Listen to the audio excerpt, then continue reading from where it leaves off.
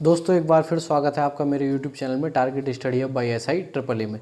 दोस्तों आज जो है हम प्रतिशत की वीडियो बना रहे हैं। दूसरी वीडियो, पहली वीडियो हम इससे पहले बना चुके हैं जिसमें हमने प्रतिशत चैप्टर के जो बेसिक छोटे छोटे कॉन्सेप्ट हैं उनको हमने लिया था। जैसे कि किसी भी वैल्यू का प्रतिशत निकालना, अगर किसी भी मान से कुछ कम हुआ है तो वो कितना प्रतिशत कम हुआ है, कितना प्रतिशत अधिक हुआ है, इस तरह के हमने प्रश्नों को किया था। साथ ही हमने इस तरह के प्रश्नों को किया था कि जब यहाँ पर एक वैल्यू में जो है प्रतिशत वृद्धि दी हो या दूसरी में कमी दी हो, या दोनों में कमी दी हो या दोनों में वृद्धि दी हो, उस तरह के सवालों को हमने देखा था और कुछ छोटे बेसिक कॉन्सेप्ट को हमने देखा था। आज हम उससे आगे बढ़ते हैं दूसरे वीडियो में। दूसरे वीडियो में अगर हम सबसे पहले यहाँ पर बढ़ते हैं तो सबसे पहले इस टाइप के सवाल को हम डिस्कस करते हैं जहाँ पर हमें सेम प्रतिशत की वृद्धि या कमी दी होती है। कुछ प्रश्न ऐसे होते हैं, मान लीजिए कि किसी में दिया होता है कि किसी व्यक्ति की आय में x प्रतिशत की कमी की गई और उस व्यक्ति की आय में दोबारा x प्रतिशत की ही वृद्धि की गई, यानी एक बार कमी और एक बार क्या दी होगी, आपको वृद्धि दी होगी। ऐसे प्रश्नों में आप क्या करेंगे, आपको छोटा सा बस काम करना है। जैसे पहले एक सवाल लिख लेते हैं। सवाल कुछ इस तरह है कि मान लीजिए सवाल यह है कि एक व्यक्ति की आय में 25% की वृद्धि की गई, ठीक है ना। अगले माह उसकी आय में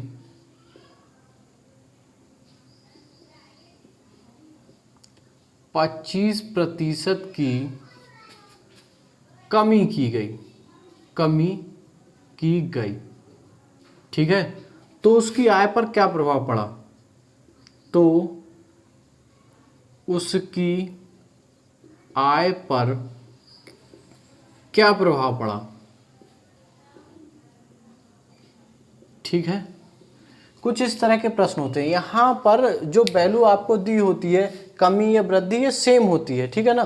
तो जब भी ऐसा आपको दिया हो तो आपको बस एक छोटी सी बात याद रखना है। हालांकि आप इसको इस वाले सूत्र से भी निकाल सकते हैं कि x plus minus x plus minus y plus x into y और अपॉन 100, इससे भी आप इसको क्या कर सकते हैं, ज्ञात कर सकते हैं। लेकिन आपको क्या करना होगा, क्योंकि यहाँ पर अगर मैं इसी को देखता हूँ तो पहली वाली वैल्यू जो है वो क्या है, तो यहाँ वृद्धि हुई तो पहली वाली को आप प्लस लेंगे, ठीक है ना। यहाँ पर इनके मान जो है वो कैसे हैं, बराबर है। तो पहली वाली को जब आप 25 प्लस लेंगे, दूसरी वाली को आप 25 माइनस लेंगे, तो इससे ये जो है वो खत्म हो जाएगा, ठीक है, इससे ये खत्म हो जाएगा। तो इसलिए हम क्या करते हैं कि ये वाली वैल्यू जो है वो खत्म हो जानी है। तो यहाँ पर और ये वैल्यू जो है वो सेम है, तो यहाँ पर इसका एक नया सूत्र बना लेंगे।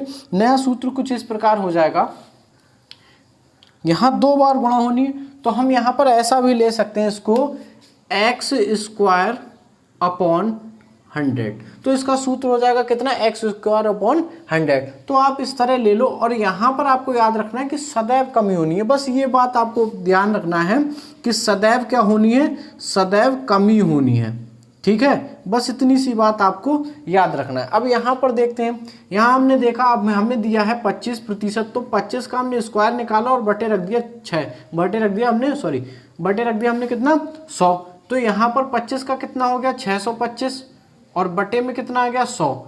तो यहाँ पर इसका मान कितना आ जाएगा, 0.25%, और ये क्या होगी, हमारी कमी होगी। ये क्या होगी, हमारी कमी होगी। इस तरह के जो है वो प्रश्न होंगे। हम इस तरह के कुछ प्रश्न और भी होते हैं।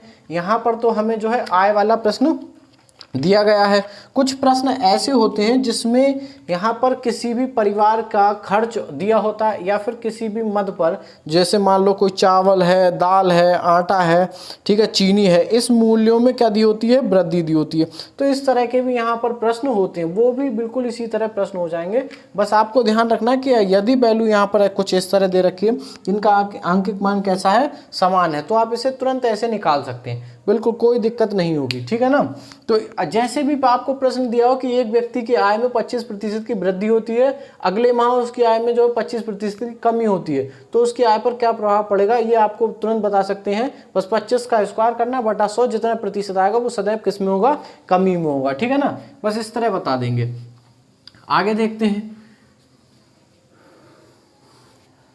अगला सवाल भी कुछ इसी तरह का होगा। जैसे यहाँ पर दिया हुआ है कि चावल के मूल्य में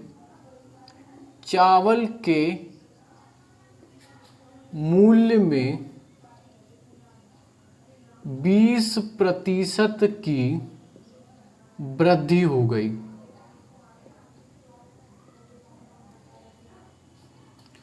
जिससे एक परिवार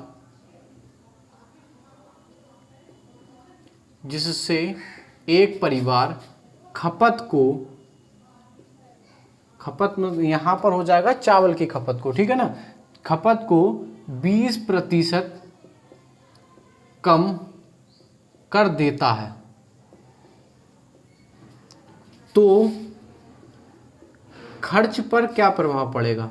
तो आपको बताना है खर्च पर क्या प्रभाव पड़ेगा, ठीक है ना, ये आपको बताना है। बिल्कुल वैसा ही प्रश्न है, ठीक है ना, कि चावल के मूल्य में 20% की वृद्धि हो गई, जिससे एक परिवार की खपत जो है वो 20%, एक परिवार जो है वो खपत को 20% कम कर देता है। तो बताना होगा कि उस परिवार का जो खर्च होगा उस पर क्या प्रभाव पड़ेगा। तो बस आपको करना कुछ नहीं है, यहाँ पर आपने 20 लिया, जितना आपको दिया है उसका स्क्वायर लिया आपने, ठीक है, और बटे में यहाँ पर 100 लिया, कितना आ गया 400/100। यहाँ 2 जीरो से 2 जीरो खत्म हो जाएंगे, बचेगा 4%, और ये सदैव किस में आएगा, कमी में। तो 4% जो है वो खर्च क्या हो जाएगा, उसका कम हो जाएगा। बस इस तरह इस प्रकार के प्रश्न जो है वो आसानी से हो जाएंगे, ठीक है ना। आगे देखते हैं, अगले तरह के जो प्रश्न होते हैं उनमें आपको ज्यामितीय आकृतियों पर आधारित ये प्रश्न होते हैं, ठीक है ना। इसमें आपको या तो ये प्रश्न जो हैं वो क्षेत्रफल पर आधारित होंगे, और या फिर ये प्रश्न जो होंगे वो आपके आयतन पर आधारित होंगे। जब ये क्षेत्रफल पर आधारित होंगे, मतलब जिनमें आपको जो है 2 विमाएं दी होंगी, तो यहाँ पर क्या क्या हो सकता है। तो यहाँ पर होगा, देखिए, एक तो यहाँ पर हो सकता है वर्ग, ठीक है, एक तो यहाँ क्या होगा, वर्ग। दूसरा क्या हो सकता है, दूसरा हो सकता है आयत, ठीक है। तीसरा आपका हो सकता है त्रिभुज,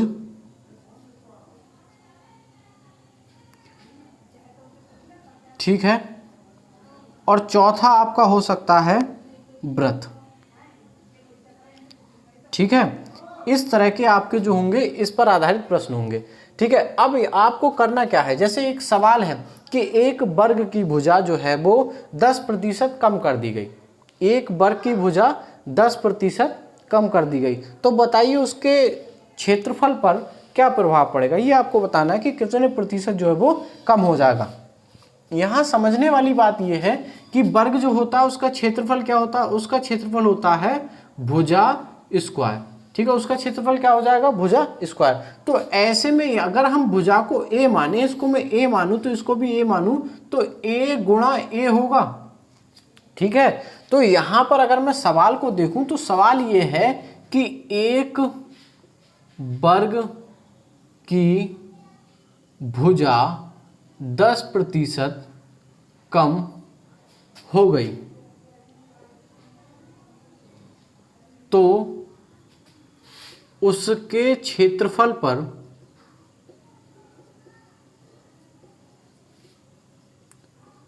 क्या प्रभाव पड़ेगा,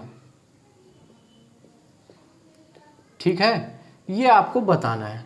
तो यहां पर आपको, यहां तो केवल एक भुजा दी है, तो आपको करना क्या है, आपको दोनों भुजा में, अगर अधिक दिया है तो दोनों भुजा में अधिक करना है, और कम दिया है तो दोनों भुजा में कम करना है। तो ऐसे प्रश्न भी मैंने आपको एक सूत्र बताया है कि जो plus minus x plus minus y और प्लस में x इंटू वाई और अपॉन किससे हो जाएगा, 100 वाले से, ये इस तरह के प्रश्न हो जाएंगे, ठीक है। अगर यहाँ पर अगर आप प्रश्न में देखेंगे तो यहाँ लिखा हुआ है कि एक वर्ग की भुजा 10% कम कर दी गई। तो आपको ये नहीं करना कि केवल एक भुजा को ही आप कम करेंगे, एक भुजा को कम करते ही ये वर्ग से आयत बन जाएगा, आपको रखना क्या है, वर्ग ही है। तो ये भुजा कम करते ही ये वाली भी आपको क्या करनी होगी, कम करनी होगी। जब ये वाली भी कम करनी होगी तो आप ये 10% वाली चीज को 2 बार लेंगे, तो यहाँ पर हो जाएगा, कम हुई है तो माइनस का यहाँ पर लेंगे आप 10, फिर से माइनस का लेंगे 10, गुणा में यहाँ पर लेंगे माइनस का 10, फिर से गुणा में यहाँ पर ये प्लस का चिन्ह है, सॉरी, ठीक है, और यहाँ पर लेंगे माइनस का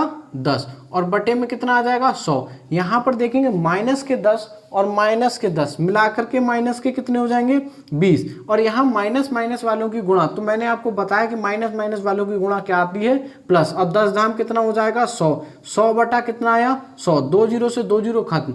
अब यहाँ पर 20 माइनस का है और एक जो है वो प्लस का है, तो यहाँ पर कितना हो जाएगा, तो यहाँ हो जाएगा माइनस का 19, और माइनस का 19% आने का मतलब है कि 19% की क्या हो जाएगी, कमी हो जाएगी। इस तरह के जो प्रश्न होंगे वो वर्ग के लिए होते हैं। लेकिन जैसे ही आपको आयत में पूछा होगा, यहाँ तो आपको 1% में या तो दोनों, या तो कमी दी होगी या फिर क्या दी होगी, वृद्धि दी होगी, लेकिन आयत वाले प्रश्न में ऐसा नहीं होता। ठीक है, तो चलिए अगर आयत का प्रश्न आता है लगभग तो कैसे होगा वो देखते हैं। ठीक है ना, इस प्रश्न के लिए मेन सूत्र जो है वो यही रखेगा, चाहे तो आपका आयतन में हो, बस आयतन वाले को क्या करना होता है, आपको 2 बार सॉल्व करना होता है। ठीक है ना, अब देखते हैं, मान लीजिए यही बात जो है आपको किस में दी हो, यही बात आपको दी हो आयत में। ठीक है, तो प्रश्न कैसा होगा, तो आयत में जब आपको प्रश्न दिया होगा तो प्रश्न ऐसे होगा कि एक आयत की लंबाई 15% बढ़ा दी गई तथा चौड़ाई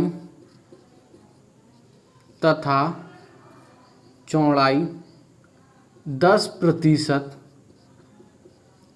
कम कर दी गई। ठीक है, अगर जब प्रश्न कुछ इस तरह दिया होगा, ठीक है, एक आयत की लंबाई जो है वो 15% बढ़ा दी गई और चौड़ाई जो है वो 10% कम कर दी गई। ठीक है, तो उसके क्षेत्रफल पर क्या प्रभाव पड़ा, ठीक है। अब इस तरह जब प्रश्न होगा तो आपको बिल्कुल वैसे ही कर लेना है। क्या करना है कि यहाँ पर जब इसकी लंबाई दी है, चौड़ाई दी है, तो अब इसका हम देखेंगे क्षेत्रफल का सूत्र, तो ये हो जाएगा लंबाई गुणा चौड़ाई। तो यहाँ पर दोनों जो है वो अलग अलग हैं, तो वो दोनों कम ज़्यादा हो सकती हैं, आयत हमारा आयत ही रहेगा। तो ऐसी स्थिति में हम यहाँ पर क्या करेंगे, हमारा वही सूत्र है प्लस माइनस एक्स और प्लस माइनस वाई, प्लस में x इंटू वाई और अपॉन 100। यहाँ पर हमने लिख लिया, यहाँ पर 15% ये प्लस का है, माइनस का 10%, और यहाँ पर प्लस में यहाँ पर 15% गुणा माइनस का 10% और बटे में कितना हो जाएगा 100। यहाँ पर देखेंगे तो प्लस का कितना बचेगा 5, यहाँ पर माइनस है और ये प्लस है, माइनस की गुणा प्लस से होगी तो क्या आएगा माइनस, यहाँ पर गुणा कर लेंगे 10 15 की गुणा कितनी हो जाएगी 150 और बटे में कितना हो जाएगा 100। ठीक है, बटे में कितना हो जाएगा यहाँ पर 100। अब यहाँ पर आपको क्या करना है, इसे काटने की कोई जरूरत नहीं है, 2 जीरो से यहाँ पर अब दशमलव यहाँ पर आ जाएगा। ठीक है ना, तो आपको क्या करना है कि 5 प्लस के हैं और माइनस का 1.5, तो उत्तर क्या हो जाएगा, प्लस का आपका उत्तर हो जाएगा ये। ठीक है, ये उत्तर आपका किसका आ जाएगा, प्लस का, और प्लस का उत्तर कितना आ जाएगा, प्लस का उत्तर आपका हो जाएगा 3.5%, और प्लस का मतलब यहाँ पर क्या मानेंगे आप, वृद्धि, प्लस का मतलब कितना मानेंगे आप, वृद्धि। तो इस तरह आपके जो है वो प्रश्न यहाँ पर हो जाएंगे। ठीक है, आगे देखते हैं, यही अगर प्रश्न आपका त्रिभुज में होता, ठीक है ना, तो त्रिभुज में बिल्कुल ये ऐसा प्रश्न दिया होता आपको। ठीक है, आगे बढ़ते हैं, अगर यही प्रश्न आपको दिया होता त्रिभुज में, तो त्रिभुज में यहाँ पर आपको जो इसका मेन सूत्र है वो याद रखना है क्षेत्रफल का, कि 1/2 और उसके बाद होता है आधार गुणा लंब। ठीक है, यहाँ पर कभी कभी ऐसा भी दिया होता है आधार गुणा ऊंचाई। ठीक है, आप आधार गुणा ऊंचाई ही लेकर चलिए तो ज़्यादा सही रहेगा। ठीक है, आधार गुणा ऊंचाई, तो यहाँ पर ये उसकी जो है वो ऊंचाई हो गई और ये उसका क्या हो गया, नीचे वाला ये यहाँ से यहाँ तक ये उसका आधार हो गया। तो यहाँ पर आपको जो सूत्र, जो सवाल मिलेगा वो कुछ इस तरह मिलेगा कि एक त्रिभुज का आधार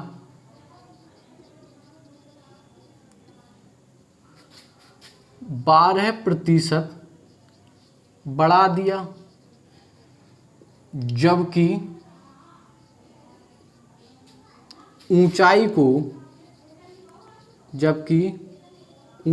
को 8% बढ़ा दिया गया तो उसके क्षेत्रफल पर क्या प्रभाव पड़ा? तो उसके क्षेत्रफल पर क्या प्रभाव पड़ा? तो ये इस तरह के जो हैं वो प्रश्न होंगे। इसमें भी आपको वही सूत्र लगाना है, plus minus x plus minus y और प्लस में एक्स इंटू वाई अपॉन 100 वाला। तो इसको जब आप करेंगे तो आप वैसे ही रख दीजिए, बड़ा है 12% प्लस है, प्लस में 8% ये भी बड़ा है, प्लस में 12 गुणा क्या रख देंगे आप 8 और बटे में कितना आ जाएगा 100।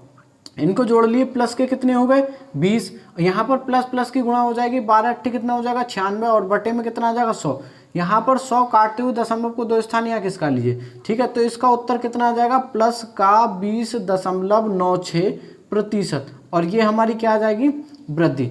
इस तरह जो है यहाँ पर प्रश्न हमारे हो जाएंगे। आगे प्रश्न अगर होते हैं, ठीक है ना, कभी ऐसा हो सकता है कि आपको यहाँ ऊंचाई ना देकर के लंब दिया हो, उन्होंने त्रिभुज जो है वो समकोण त्रिभुज माना हो, तो वहाँ भी बिल्कुल इसको ऐसा ही कर लेंगे, इसमें कोई दिक्कत वाली बात नहीं है।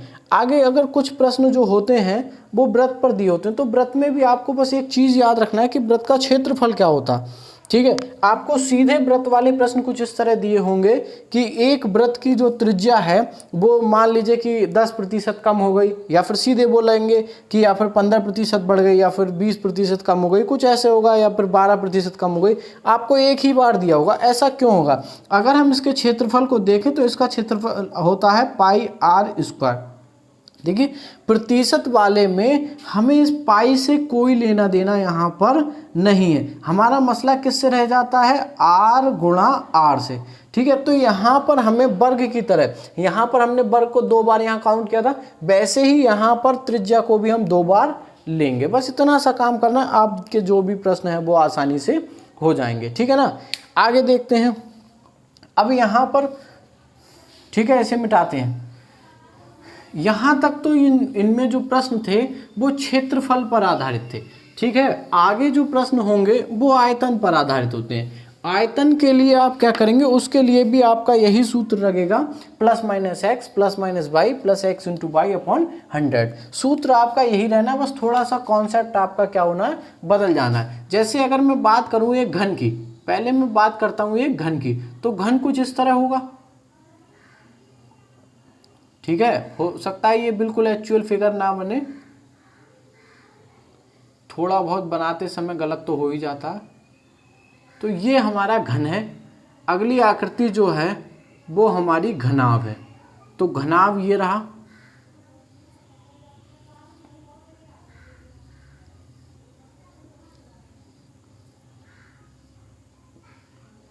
ठीक है।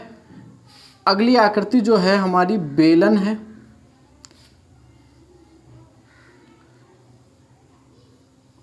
उससे अगली आकृति जो है हमारी शंकु है यानी कोन,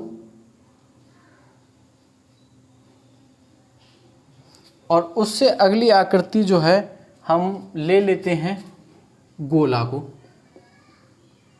गोला, ठीक है। तो ये हमारा हो जाएगा क्या गोला। ये 3D है, गोला वैसा ही होगा जैसे फुटबॉल होती है, ठीक है, जैसे संतरा होता है बिल्कुल, ठीक है, इस तरह जैसे नींबू होता है, तो यहाँ पर गोला ऐसा होगा, ठीक है ना। हाँ, जैसे क्रिकेट बॉल होती है हमारी, ठीक है, स्टम्पर वगैरह की, वैसे ही ये गोला होगा।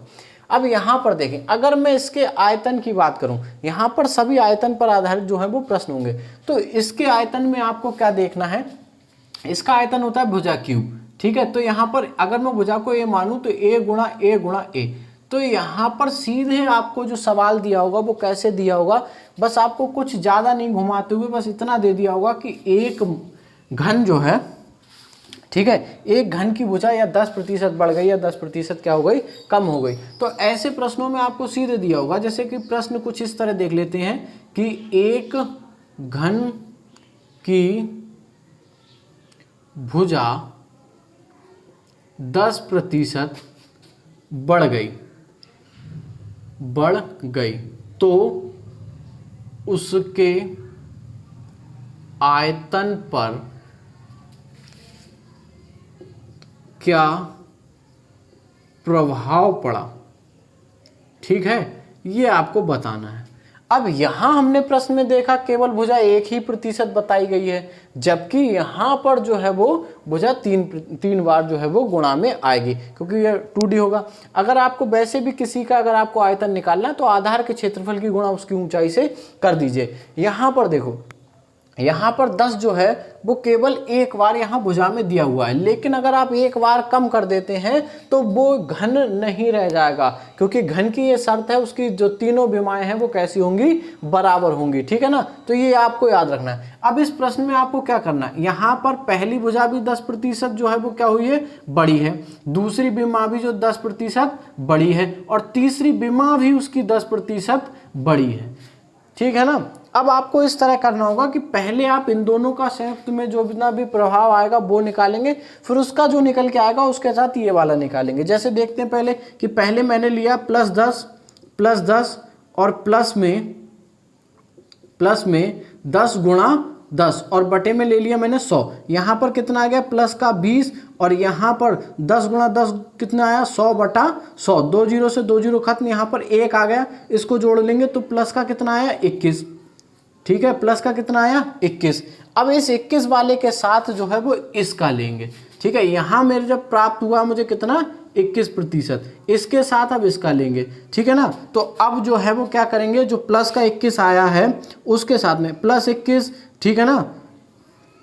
यहाँ पर अब फिर से बढ़ा लेंगे, कौन सा, ये वाला 10। तो 10 यहाँ पर कितना आ जाएगा, 21 गुणा में यहाँ पर आ जाएगा 10 और बटे में यहाँ पर कितना आ जाएगा, 100। यहाँ पर देखेंगे कितना हो जाएगा, प्लस का 31 हो जाएगा, और यहाँ पर गुणा करेंगे तो कितना हो जाएगा, 210, और बटे में कितना है, 100। 100 से दशमलव को यहाँ 2 स्थान खिसका लेंगे, तो यहाँ पर हमारा हो जाएगा 31 प्लस में 2.1 कह लो। तो यहाँ पर हो जाएगा 31 और 2 कितना हो जाता है, 33.1%, और ये किसका है, प्लस का।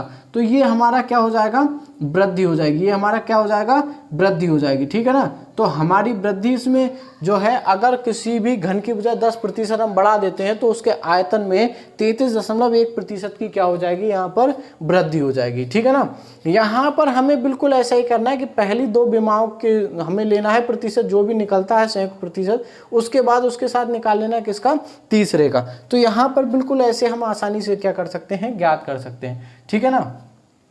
इसी तरह हम बाकी में भी क्या कर सकते हैं, ज्ञात कर सकते हैं, ठीक है ना। अब देखिए, अगर मान लीजिए ये सवाल जो है वो घनाभ में दिया होता, ठीक है ना, अगर घनाभ में दिया होता तो कुछ इस तरह होता। पहले तो हम देखते हैं घनाभ का सूत्र, तो इसके आयतन का सूत्र हो जाता है लंबाई गुणा चौड़ाई गुणा ऊंचाई, ठीक है, L × B × H। ये इसका जो है वो घनाभ का क्या हो जाएगा, आयतन। तो यहाँ पर सवाल बिल्कुल वैसे ही दिया होगा कि एक घनाभ की जो लंबाई है वो 20% बढ़ा ली, चौड़ाई 10% कम कर ली, ऊंचाई को 12% क्या कर लिया गया, बढ़ा दिया गया। तो इस तरह जब प्रश्न होगा, मान लीजिए प्रश्न जो मैंने अभी बोला वैसे ही है कि यहाँ पर लंबाई को 15% बढ़ा लिया गया, चौड़ाई को 10% कम कर दिया गया, और ऊंचाई को 12% बढ़ा दिया गया। इस तरह है, ये लंबाई के लिए था, ये ऊंचाई के लिए है, और ये चौड़ाई के लिए, ऊंचाई के लिए। तो यहाँ पर पहले आप इन दोनों का निकालेंगे, इससे जो भी निकल के आएगा उसके साथ क्या कर देंगे, तीसरे वाले का हम यहाँ पर निकाल लेंगे। तो इस तरह आसानी से जो घनाभ वाले प्रश्न होंगे वो भी हो जाएंगे, ठीक है। इसमें कंफ्यूज नहीं होना बिल्कुल। अगला देखते हैं, यहाँ पर अगला आता है बेलन पर। तो बेलन के पहले हम देखेंगे आयतन का सूत्र क्या होता है, ठीक है ना। तो बेलन के आयतन का सूत्र देखिए, आपको अगर किसी भी आकृति के 3D आकृति के अगर आपको क्या निकालना, आयतन को निकालना है, तो उसके आप आधार के क्षेत्रफल की गुणा आप उसकी ऊंचाई से कर दीजिए, ठीक है। तो इसका आधार जो है एक कैसा होगा, वृत्ताकार होगा, और वृत्त का जो क्षेत्रफल होता है वो कितना होता है, तो वृत्त का क्षेत्रफल होता है πr²। और मैंने बोला आधार के क्षेत्रफल की गुणा किससे कर देनी, ऊंचाई से, तो वो h ले लो।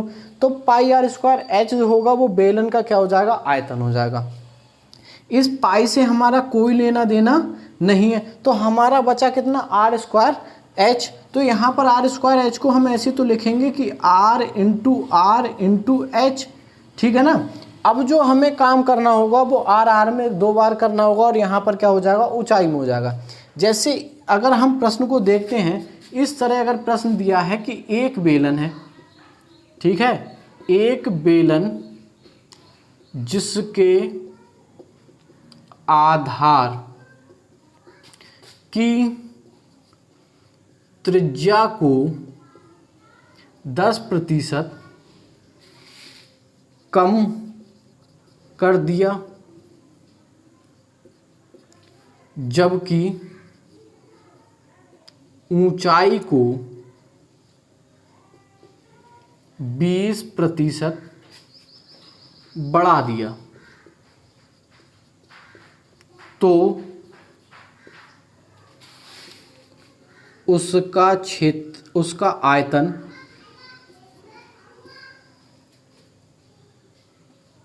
उसके आयतन पर, ये कर लीजिए, उसके आयतन पर क्या प्रभाव पड़ेगा। ठीक है, यहां पर आपने देखा कि बेलन के आधार की जो त्रिज्या वो 10% दी है, तो आधार की त्रिज्या आपको लेनी, तो सबसे पहले ये देखना है कि 10% कम करने पर उसके आधार का क्षेत्रफल कितना कम होगा। तो जिसके लिए आप क्या करेंगे, ये वाला प्रतिशत जो है वो कितनी बार लेंगे, 2 बार। तो यहाँ पर -10 लेंगे और -10 लेंगे। पहले तो आप इससे निकालेंगे, ठीक है, आधार की त्रिज्या 2 बार लेंगे, पहले इन दोनों का संयुक्त निकाल लेंगे और फिर उसके बाद जो है वो बड़ा है 20% उसका निकाल लेंगे। तो इस तरह के प्रश्न भी हो जाएंगे। सेम यही तरीका जो है वो हमारा बेलन में रहेगा। बेलन का भी हमारा सूत्र कितना होता है, 1/3 पाई r स्क्वायर h होता है। तो 1/3 पाई से हमारा कोई लेना देना नहीं है, यहाँ पर बचा r स्क्वायर h। तो यहाँ भी कुछ प्रश्न ऐसे ही दिया होगा कि एक शंकु के आधार की जो त्रिज्या है वो मान लीजिए कि 15% बढ़ा दी गई, जबकि उसकी ऊंचाई को जो है वो 10% कम कर दिया गया, तो उसके आयतन पर क्या प्रभाव पड़ेगा। वो भी बिल्कुल सेम होगा, बेलन वाले की तरह हो जाएगा। ठीक है, आगे देखते हैं। आगे हमारा प्रश्न है जो गोला पर। तो यहाँ पर जब गोला में दिया होगा, ठीक है ना, तो गोला में जब प्रश्न दिया होगा तो इसका हमें देखना होगा कि आयतन क्या होता है। ठीक है ना, इसका देखना होगा हमें आयतन क्या होता है। तो आयतन जो है इसका होता है कितना, 4/3, ठीक है, पाई r³। अब यहाँ पर ये देखो 4/3 और पाई से हमारा कोई लेना देना नहीं रहता, रहा कितने से, r³ से। तो यहाँ पर r इंटू r, इस बात से हमारा क्या है, लेना देना है। ठीक है ना, तो ऐसे में आपको क्या करना होगा, पहले 2 बार त्रिज्या का निकालना होगा, जितना आएगा उससे तीसरी बार फिर त्रिज्या का क्या करना होगा, निकालना होगा। तो यहाँ पर जैसे अगर एक प्रश्न हम देखते हैं कि प्रश्न हमें दे दिया कि एक गोले की त्रिज्या 20% बढ़ा दी गई, तो उसका आयतन कितने प्रतिशत बढ़ जाएगा। ठीक है ना, हम देख लेते हैं यहाँ पर एक गोले की त्रिज्या 20% बढ़ा दी गई, तो उसके आयतन पर क्या प्रभाव पड़ेगा। ठीक है, अब यहां पर दिया कि ये गोले की त्रिज्या जो 20% बढ़ा दी गई, तो उसके आयतन पर क्या प्रभाव पड़ेगा। इस वाले जो इस तरह के प्रश्न जो होंगे उन्हें भी हम इस तरह कर लेंगे कि यहाँ पर हमने त्रिज्या जो है वो बढ़ा दी, तो r को हम 3 बार लेंगे, पहले r लेंगे, फिर से r लेंगे और फिर से r यहाँ पर ले लेंगे। मतलब हम यहाँ पर पहले जो 20% बढ़ी है उसके लिए फिर 20% बढ़ी है और फिर 20% बढ़ा दी। तो पहले तो इन दोनों से निकलने वाला प्रतिशत निकालेंगे, उससे जो प्राप्त होगा फिर उसके साथ क्या करेंगे, इस वाले का निकाल देंगे। तो इस तरह हम यहाँ पर जो है वो गोले वाले प्रश्नों को भी आसानी से कर सकते हैं। ठीक है ना, तो तरीके को आप समझिए। ठीक है ना, तरीके को आप समझिए। अगर आपका कॉन्सेप्ट क्लियर है तो आपका कोई भी प्रश्न यहाँ पर गलत नहीं होगा। ठीक है ना, बस यहाँ पर आपको तरीकों को ठीक से समझना है। तो प्रतिशत वाले में जो हमने अभी देखा कि क्षेत्रफल वाले देखे और फिर हमने देखे आयतन वाले, इन्हें अब मिटाते हैं।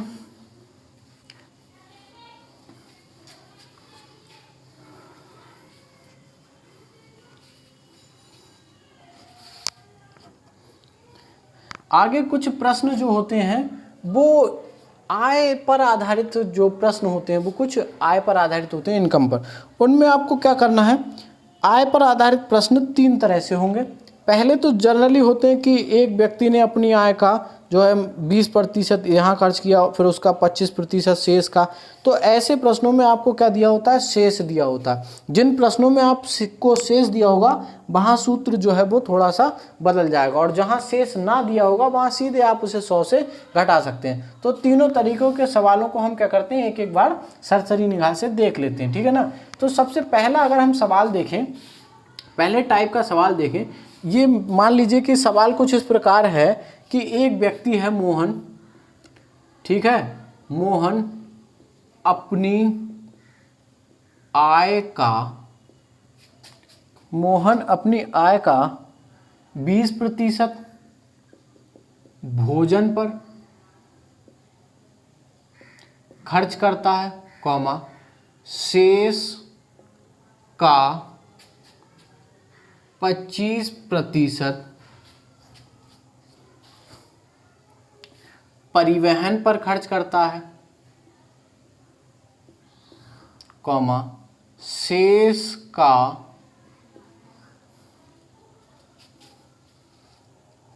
50% बीमा पर खर्च करता है, ठीक है, और शेष का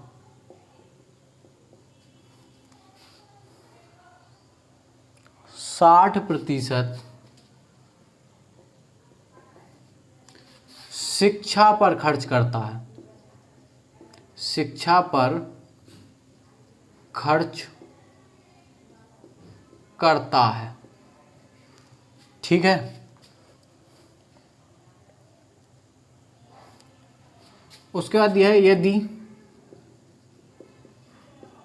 उसकी मासिक आय 15,000 रुपये है तो हमें उसकी क्या बतानी होगी, बचत बतानी है। तो उसकी बचत क्या होगी। इस तरह के प्रश्नों में आपको एक चीज़ और देखनी होगी कि यहाँ पर जो हमें आय दी है वो मासिक है या वार्षिक है, बचत जो दी है वो मासिक है या वार्षिक है, बस ये चीज़ पर हमें ध्यान देना है। तो यहाँ पर बताया गया कि मोहन अपनी आय का 20% भोजन पर खर्च करता है, शेष का 25% परिवहन पर खर्च करता है, शेष का 50% बीमा पॉलिसी में या बीमा कंपनियों में खर्च करता है, और शेष का 60% शिक्षा पर खर्च करता है। यदि उसकी मासिक आय 15,000 रुपये तो उसकी बचत ज्ञात कीजिए। तो यहाँ पर आपको बस एक चीज़ याद रखनी है कि बचत आप कैसे निकाल सकते हैं। ऐसे ही तो निकाल सकते हैं कि आप अपनी आय में से खर्चे घटा दीजिए तो आपको क्या मिल जाएगा, यहाँ पर बचत मिल जाएगी, यही तो होगा ना। तो यहाँ पर आपको क्या करना होगी, अगर आपको बचत चाहिए, ठीक है, तो आपको क्या करना होगा कि अगर मान लीजिए यहाँ पर आपकी पूरी आय कितनी दे रखी है, जो भी आपकी आय दी हो, आय के साथ आप क्या करेंगे, गुणा में 100 माइनस पहला खर्च ले लेंगे बटे में 100, ठीक है, गुणा में यहाँ पर फिर से 100 माइनस दूसरा खर्च ले लेंगे और बटे में फिर से 100, गुणा में यहाँ पर 100 माइनस तीसरा खर्च ले लेंगे यहाँ पर और बटे में 100। अगर चौथा भी दिया है तब भी आप उसको ऐसे ही ले लेंगे। मान लीजिए यहाँ प्रश्न में तो चौथा भी दिया तो 100 माइनस चौथा प्रतिशत यानी कि चौथा खर्च वाला प्रतिशत और बटा 100, इस तरह हम यहाँ पर ले लेंगे। तो यहाँ पर जो हमें क्या प्राप्त हो जाएगी, बचत प्राप्त हो जाएगी। अब देखते हैं इस प्रश्न में हमें यहाँ पर 15,000 रुपये दिया है। पहला जो खर्च है 100 में से 20 घटा लीजिए, ठीक है ना। तो 100 में से यहाँ पर क्या करेंगे, 20 कम कर देंगे बटे में 100, गुणा में दूसरा प्रतिशत जो है 100 में से 25 कम हो जाएगा बटा 100, ठीक है ना, यहाँ पर ये वाला जो है, ठीक है। तीसरे की बात करेंगे तो यहाँ पर 100 में से 50 कम हो जाएगा और बटे 100, और गुणा में अगर हम बात करें चौथे की तो यहाँ पर 100 में से 60 कम हो जाएगा और बचेगा कितना, 100, ठीक है ना यहाँ पर। अब अगर इसको आप देखें ठीक से तो यहाँ पर हो जाएगा 15,000 गुणा में यहाँ बचा 80 बटा 100, गुणा में यहाँ पर बचा 75 बटा 100 और गुणा में यहाँ पर बचा 50 बटा 100 और यहाँ पर बच गया 40/100। देखिए सबसे पहले जो ऊपर नीचे कटते हो काट दीजिए। इसको 20 से काटिए 4, इसको 20 से काटिए 5, इसको 25 से काटिए 3, इसको 25 से काटिए 4, इसको 50 एकम और दूनी। यहाँ पर इसको काट लीजिए 20 से तो आ जाएगा 2 और यहाँ पर आ जाएगा कितना 5। ठीक है ना। तो सबसे पहले ये 4 से तो 4 खत्म कर दीजिए, इस 2 से इस 2 को खत्म कर दीजिए। ठीक है ना। अब यहाँ पर कितना बचा है 25, तो यहाँ पर 25 से आप 25 इन दोनों की गुणा कर ली 25, 25 छंग कितना हो जाता है 150, पीछे 2 0। यहाँ पर 6 की गुणा 600 की गुणा कितने से हो जानी है 3 से। तो यहाँ पर जो आपकी बचत प्राप्त हुई है वो आपकी कितनी हो गई 600 गुणा 3 मतलब 1800 रुपये आपकी बचत आ गई। ठीक है। जो इस तरह के प्रश्न होंगे उनका जो लॉन्ग मेथड है वो ये है।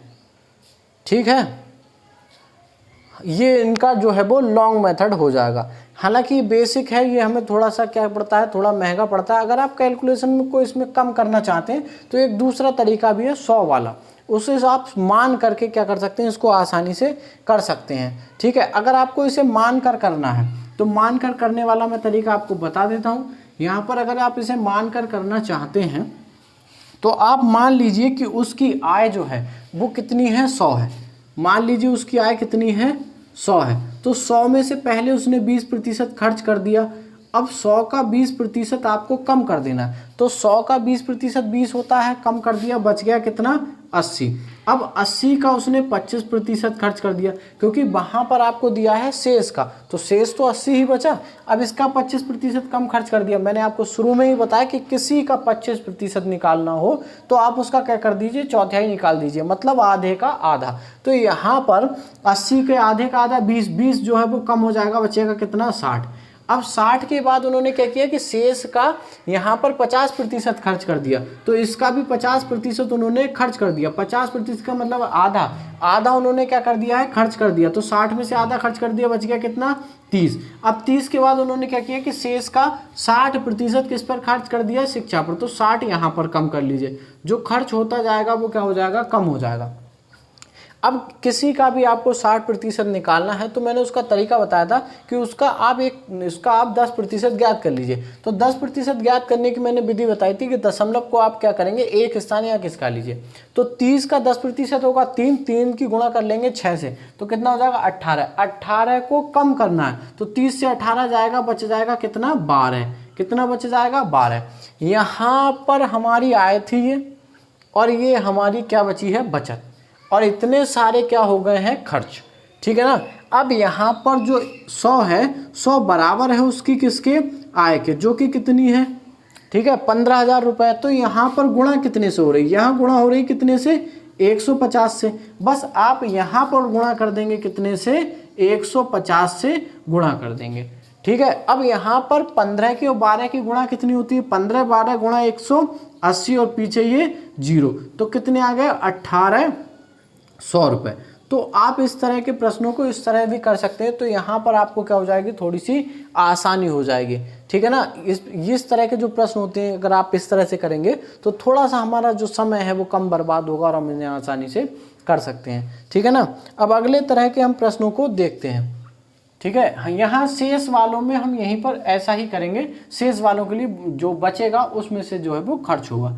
ठीक है ना। आगे देखते हैं। अब जो दूसरे तरह के प्रश्न हैं वो शेष पर नहीं दिए होते, सीधे सीधे आपको जो है खर्च कराया गया होता है, किसमें से, आपका पैसे में से खर्च कराया गया होता है। ठीक है ना। तो इस तरह के जो प्रश्न होंगे वो काफ़ी आसान होते हैं, उन्हें आप आसानी से कर सकते हैं, उसमें करने के लिए आपको ज़्यादा मशक्क़त नहीं करना पड़ती। ठीक है। जैसे देखते हैं एक प्रश्न है, प्रश्न इस तरह ले लीजिए कि ठीक है,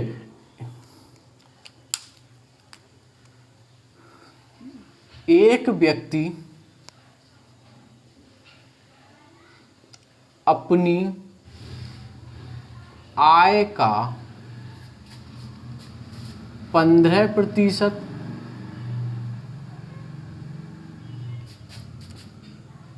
किराए पर,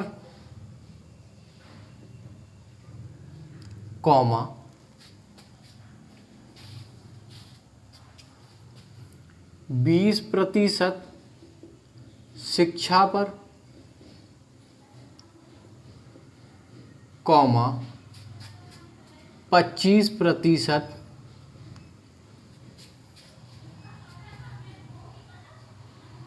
भोजन पर तथा 10%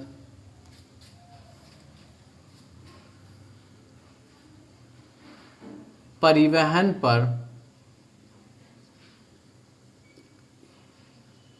खर्च करता है। ठीक है। यदि अंत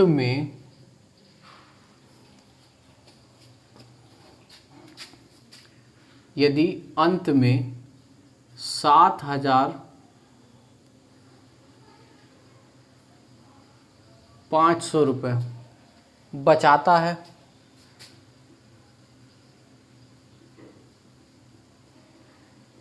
तो उसकी आय ज्ञात कीजिए। आय ज्ञात कीजिए। ठीक है। यहाँ सवाल और इससे जो ठीक पिछला हमने सवाल किया है, दोनों में इतना फ़र्क है कि यहाँ पर सीधे अपनी आय का जो भी प्रतिशत है वो दिया है कि अपनी आय का 15% किराए पर खर्च करता है, अपनी आय का 20% शिक्षा पर खर्च करता है। ठीक है। और अपनी आय का जो है वो 25% भोजन पर खर्च करता है और 10% कहाँ खर्च करता है? परिवहन पर खर्च करता है। इस तरह यहाँ पर हमें दिया हुआ है। लेकिन इससे पिछला वाला जो प्रश्न था उसमें ये दिया था कि शेष का, यानी कि जितनी आय बच जा रही थी उसका वो खर्च कर रहा था। ठीक है ना। तो वहाँ पर क्या दिया था? शेष के लिए। ऐसे प्रश्नों को आप बहुत आसानी से कर सकते हैं। आपको कुछ इस तरह करना है कि आपको यहाँ पर क्या चाहिए? बचत चाहिए। तो बचत आप सीधे यहाँ पर बचत आपकी ये दी हुई है तो यहाँ से आपको निकल आएगा, या तो आप लास्ट में बचत निकाल लें। ठीक है ना। तो वो कुछ इस तरह निकालेंगे कि आप यहाँ पर खर्च, तो यहाँ पर आपका आ जाएगा, अगर आप बचत चाहते हैं, ठीक है, तो बचत आपकी प्रतिशत में निकाल लो। ठीक है। उसको बराबर रख दो इसके। तो यहाँ पर 100% आपकी आय है, उससे बचत आपका खर्च को घटा दो, बचत मिल जाएगी। तो यहाँ पर 15% प्लस में 20% प्लस में 25%, ठीक है, और प्लस में 10%, ये आपके खर्च हैं। अगर कोई व्यक्ति आपकी आय से या आप अपनी आय से अपने खर्च हटा देते हैं तो आपको क्या बच जाता है? बचत। अब यहाँ पर इनको जोड़ लीजिए। ठीक है। तो यहाँ पर इनको जोड़ेंगे, ये हो जाएगा 15 और 20, ये हो जाएगा 35 और ये हो जाएगा 60 और ये कितना हो जाएगा? 70। 100 में से 70 घटा देते हैं तो आपकी बचत कितनी है? 30%। आपकी बचत कितनी है? 30%। अब आपकी जो 30% बचत है, ठीक है ना, आपकी जो कितनी है? 30% बचत है, वो बराबर है कितने के? तो वो बराबर है आपके 7,500 रुपये के। ठीक है। वो बराबर है कितनी? आपके 7,500 रुपये के। तो यहाँ पर आपको ये देखना होगा कि आपकी गुणा जो है यहाँ पर 7,500 रुपये है। ठीक है। तो आपको यहाँ ये देखना होगा कि आपकी गुणा कितने से वहाँ पर हो रही है। ठीक है। अगर आप देखेंगे तो यहाँ पर 0 से 0 कैंसिल हो जाएगा। जब भी आपको देखना हो कि कितने से गुणा हो रही है, इससे भाग दे दिए। जैसे मैंने यहाँ पर भाग दे दिया 7500 को कितने से? 30 से भाग दे दिए, इससे ये खत्म। ठीक है। 25 तियाँ 75, 25 और ये एक 0 कितने से हो रही? 250 से। तो मैं यहाँ पर अगर 30 की गुणा कर दूंगा 250 से तो मुझे कितना प्राप्त हो जाएगा? 7,500 प्राप्त हो जाएगा। तो ऐसे में मैं यहाँ पर क्या करूँगा आसानी के लिए कि मैं सीधे यहाँ पर 100% निकाल दूंगा, क्योंकि 100% मेरी आय है, और उसकी गुणा मैं कितने से कर दूंगा? 2500 से कर दूंगा। तो यहाँ पर कितना आ जाएगा मेरा? तो यहाँ पर हो जाएगा 25 है, तो 25 से कम 25, पीछे एक ये वाला 0 और ये 2 ये वाले 0। ठीक है। तो मेरा कितना आ जाएगा? 25,000 रुपये। तो इस प्रकार उस व्यक्ति की आय कितनी है? 25,000 रुपये है। इस तरह के जो यहाँ पर होते हैं प्रश्न होते हैं। ठीक है ना। तीसरे तरह के जो प्रश्न होते हैं आय में, वो कुछ इस तरह होते हैं। आपको सीधे सीधे दिया होगा कि ए की आय जो है वो बी की आय से 25% अधिक है, तो बी की आय ए की आय से कितने प्रतिशत कम है। इस तरह के प्रश्नों को मैं प्रीवियस जो इससे पहले जो पार्ट 1 है प्रतिशत का, उसमें मैंने उनको सॉल्व कराया है। ठीक है ना। और भी काफ़ी सारे प्रश्न आते हैं। यहाँ पर दो लोगों की आय का अंतर दिया होता है। दो लोगों की आय का इस तरह दे रखा हो कि मान लीजिए ए और बी कि आय के योग का 15% या फिर ऐसा किया होगा कि 40%, इस तरह बता दिया होगा कि बराबर उनकी जो आय है उसके अंतर के 50% के बराबर है। कुछ इस तरह भी प्रश्न आते हैं जिनको हम जब आगे वाली जो हम वीडियो बनाएंगे जिसमें हम अभ्यास को सॉल्व करेंगे, ठीक है, यहाँ पर हम जो पहला पार्ट हमने जो बनाया है, पहला भाग या दूसरा भाग है, इसमें केवल हम अपने कॉन्सेप्ट्स को क्लियर कर रहे हैं। इसके बाद जो हम वीडियो बनाएंगे वो हम एक्सरसाइज अभ्यास पर वीडियो बनाएंगे, जिसमें हमारे जितने भी जो क्वेश्चन जो आए हैं प्रीवियस जो कंपटीशन में जितने भी सारे एग्जाम है उनके सभी सिलेक्टिव क्वेश्चन को हम क्या करेंगे यहाँ पर उठा लेंगे, उनको एक एक करके हम यहाँ पर सॉल्व करेंगे, जिससे हमारी काफ़ी अच्छी प्रैक्टिस हो जाएगी किसमें, प्रतिशत चैप्टर में। ठीक है, तो अब इसके बाद जो है वो पार्ट नंबर 3 जो है आगे बनाएंगे। आज के वीडियो को हम यहाँ पर यहीं पर समाप्त करते हैं और जो हमारे वीडियो को ज़्यादा से ज़्यादा शेयर कीजिए, ठीक है ना। और अगर आप चैनल पर नए हैं तो हमारे चैनल को सब्सक्राइब कीजिए और अपने दोस्तों में ज़्यादा से ज़्यादा हमारे चैनल के बारे में बताइए, ठीक है ना। धन्यवाद।